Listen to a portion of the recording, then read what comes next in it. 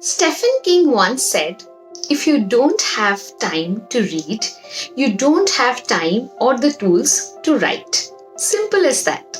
Hey, I'm Shalmoli and I'm going to tell you how to read a book like a writer.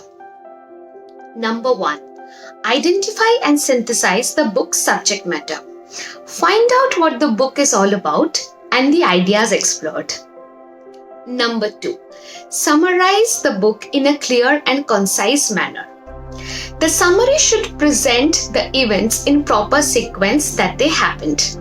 Describe the major plot points and characters. Number 3. Explain and outline the major sections of the book and how they relate to each other. Write down the names of the main characters of the story and also a brief description of their personalities. And as you read, also try to find out what lessons you have learned. Number 4.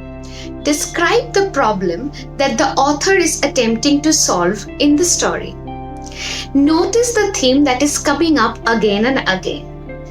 It can be something that the characters are talking about, or a fatal flaw in the major character which is causing a problem time and again. So here we go, learning how to read a book like a writer. All the best.